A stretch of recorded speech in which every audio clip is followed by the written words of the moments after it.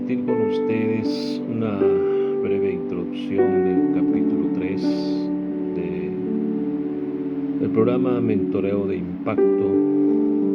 Este capítulo fue escrito originalmente por el Dr. Scott Rainey y que habla de la formación espiritual del mentor.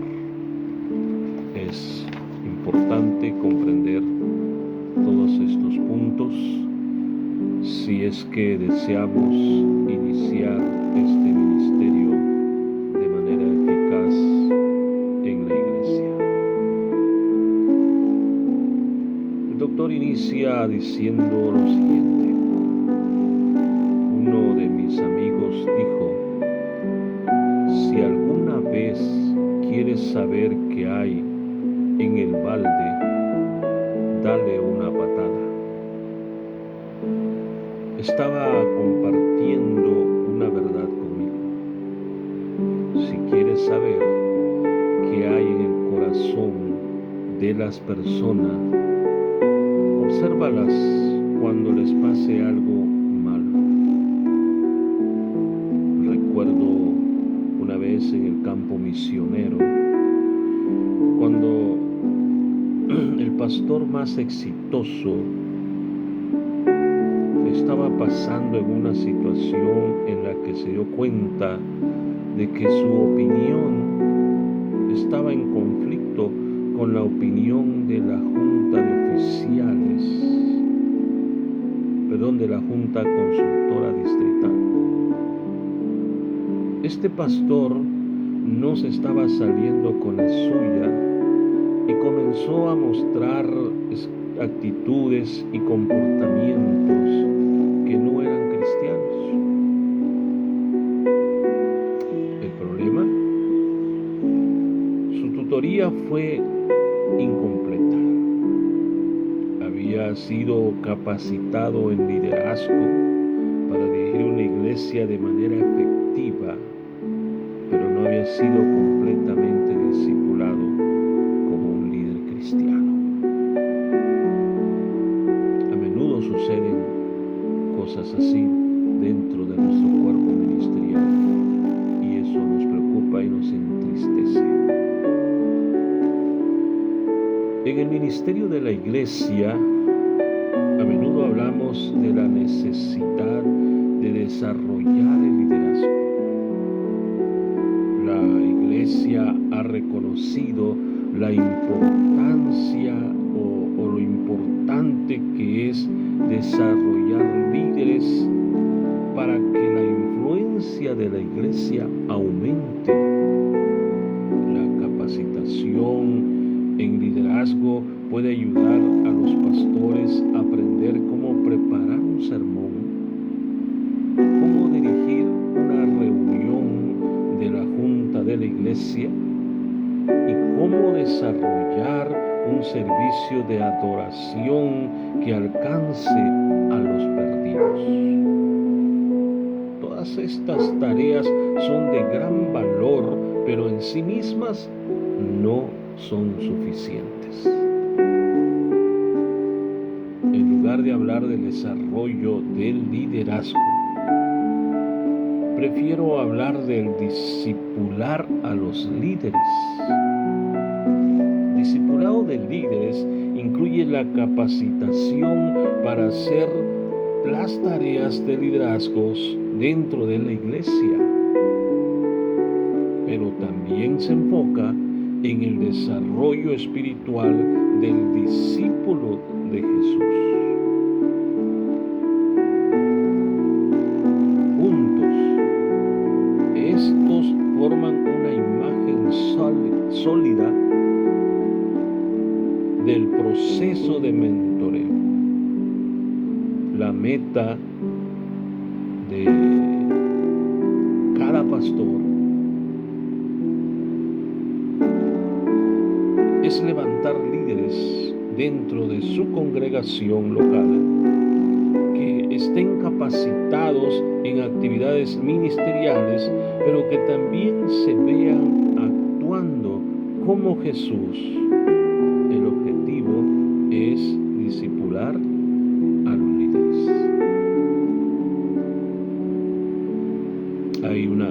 diferencia entre lo que es el mentoreo y el evangelismo. La mentoría cristiana es eficaz y se ejemplifica al cuidar y ayudar al mentoreado en muchos o tal vez en todos los aspectos de su vida. El mentor ofrece una experiencia de vida práctica que es relevante para el mentoreado. El mentor apoya al mentoreado hacia la madurez en gran parte de su vida, si no es que en toda su vida. Un ejemplo familiar podría serlo. Influye a una tía o un tío cariñoso que invierte gran parte de su vida en la vida de un sobrino o sobrina. La relación entre el apóstol Pablo y Bernabé es un gran ejemplo bíblico de mentoría. Pablo escribió a los tesalonicenses en su primera carta lo siguiente, y esto es interesante que podamos nosotros de alguna forma encarnarlo en esta tarea del mentoreo. Dice: así nosotros, por el cariño que les tenemos, nos deleitamos en compartir con ustedes, fíjense bien, no solo el Evangelio de Dios, sino también nuestra vida.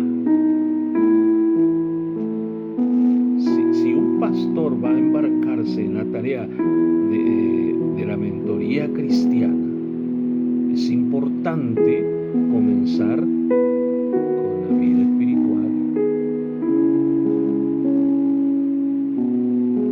La misión de los ministerios internacionales de escuela dominical y discipulado, MIED, es cumplir con la gran comisión para los niños, jóvenes y adultos, en preparación para toda una vida de ser y hacer discípulos semejantes a Cristo a las naciones, en las naciones. Por lo tanto, el discipulado y la tutoría implican tanto ser como hacer discípulos. Si vamos a entregar nuestra vida completamente a otra persona por el bien del Evangelio, primero debemos considerar nuestra propia condición espiritual. Un líder dijo: siempre estamos haciendo discípulos de nosotros mismos. La pregunta es: ¿qué tipo de discípulos estamos haciendo? La Junta de Superintendentes Generales de la Iglesia en Nazareno ha adoptado un viaje de gracia. Es el otro programa a la par, como una nueva iniciativa de discipulado nazareno. El discipulado es un viaje de toda la vida que comienza con el nacimiento y continúa durante toda la vida. Este viaje se define como la humanidad conectándose con la historia de Dios y siendo transformada por la asombrosa gracia de Dios. Podríamos decir que el discipulado nazareno es un viaje de gracia en gracia en gracia. Como pueblo wesleyano de santidad, creemos que el amor misericordioso de Dios se extiende a todas las personas en todas partes, incluso antes de que lleguemos a creer. Y en Juan 6:44 Jesús dijo: nadie puede venir a mí si no lo atrae el Padre que me envió. Y yo lo resucitaré en el día final. El apóstol Pablo lo expresó de esta manera en Romanos 5:8. Pero Dios demuestra su amor por nosotros en esto, en que cuando todavía éramos pecadores, Cristo murió por nosotros. Dios nos estaba seduciendo con su gracia, incluso antes de que nos diéramos cuenta de nuestra necesidad de Él. Gracia preveniente es el nombre que se le da a la gracia que precede. A menudo nos referimos a la gracia preveniente como la gracia que viene antes de la conversión, despertando al precristiano a su necesidad de reconciliación con Dios. A lo largo del viaje, donde la gracia preveniente de Dios se encuentra con el libre albedrío del individuo, puede haber un momento de crisis cuando una persona se arrepiente de su pecado y cree que Jesucristo es el Hijo de Dios, el Salvador del mundo, el camino para reconciliarse con el Padre. En ese momento, cuando la fe nace en el corazón del individuo, la gracia salvadora de Dios se da gratuitamente. Este es el momento de la conversión, nacer de nuevo, nueva vida. A medida que el nuevo creyente continúa en su viaje de gracia, el Espíritu Santo, el Espíritu de Dios, comienza a transformar al cristiano cada vez más a la semejanza de Cristo. Después de la conversión, llamamos a esta experiencia santificación inicial, cuando el nuevo creyente comienza a morir a sí mismo. A lo largo del viaje puede llegar un momento de crisis llamado santificación completa, cuando los creyentes entregan completamente sus vidas redimidas a Dios, son liberados de las cadenas del pecado original y entran en una relación con Dios que se define como la devoción total a Cristo. En ese momento, la gracia santificadora de Dios es dada gratuitamente. Mientras todas las escrituras apuntan a este propósito fundamental de Dios en nuestra vida, hemos elegido un versículo para acompañar y enmarcar este concepto denominacional. Jesús le reveló a Tomás en Juan 14:6: yo soy el camino, la verdad y la vida. El camino se parece mucho a un viaje, ¿no es así? Jesús nos llama a seguirlo. Él es el llamado de nuestro Salvador que busca el llamado de la gracia preveniente. A lo largo de ese viaje nos damos cuenta de la afirmación de Jesús de ser la verdad. Él es el Hijo de Dios y debemos arrepentirnos y confiar solo en Él. Este es el llamado de la gracia salvadora. Cuando caminamos con Cristo, como alguien que cree, el Espíritu de Dios nos llama a entregarle nuestra voluntad por completo. Cuando nos rendimos, Él nos santifica y nos llena con su Espíritu, y experimentamos el pleno significado de que Jesús es la vida y la vida.